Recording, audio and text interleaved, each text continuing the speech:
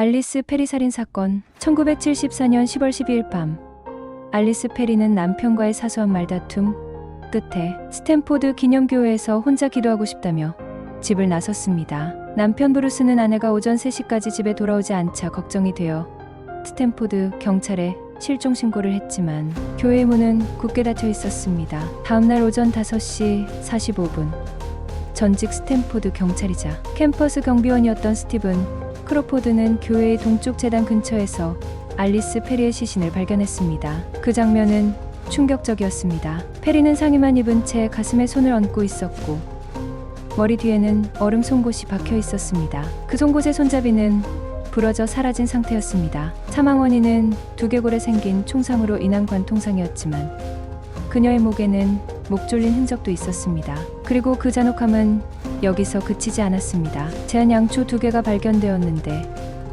하나는 페리의 질에 삽입되어 있었고 다른 하나는 그녀의 가슴 사이에 놓여 있었습니다. 이러한 끔찍한 장면은 당시 많은 사람들에게 충격과 공포를 안겨주었습니다. 크로포드는 교회의 문을 자정 무렵 확인했을 때는 잠겨 있었고 오전 2시에 다시 확인했을 때도 열려 있지 않았다고 증언했습니다. 그런데 다음날 아침 5시 45분에 교회를 방문했을 때 서쪽 문이 내부에서 강제로 열려 있었다고 증언했습니다. 이로 인해 범인이 어떻게 교회에 침입하고 빠져나갔는지에 대한 의문이 제기되었습니다. 수사 과정에서 페리의 시신 근처에서 정액이 발견되었고 양초 중 하나에서는 부분적인 지문이 발견되었습니다. 하지만 이 증거들은 남편 브루스 페리나 시신을 발견한 스티븐 크로포드와 일치하지 않았습니다. 브루스 페리는 초기 용의자로 지목되었으나 결국 배제되었습니다. 사건 당일 밤과 이튿날 아침 동안 교회를 방문한 사람들은 총 7명이었는데 페리와 크로포드를 제외한 5명의 신원은 확인되었고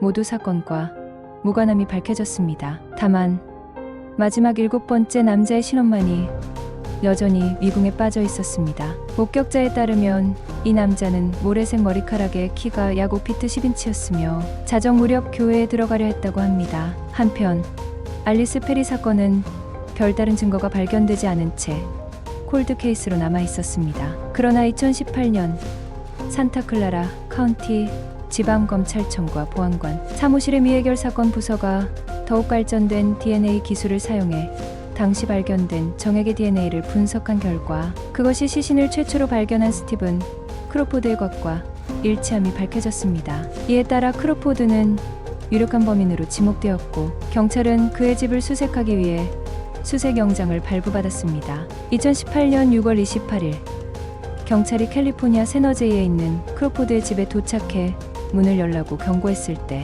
크로포드는 권총으로 스스로 목숨을 끊었습니다. 그의 자살로 인해 크로포드가 범인임이 밝혀졌고 사건은 비로소 해결되었습니다. 알리스 페리의 아버지는 평생 범인의 검거를 소망했지만 범인이 자살했다는 소식을 듣기 3개월 전 세상을 떠났습니다. 그녀의 어머니 진디케마 여사는 88세의 나이에야 비로소 딸을 죽인 범인이 누구인지 알게 되었습니다. 페리의 가족들에게 이 사건은 오랜 시간 동안 깊은 슬픔과 아픔을 안겨주었지만 결국 진실이 밝혀지며 그들은 조금이나마 위로를 받을 수 있었습니다.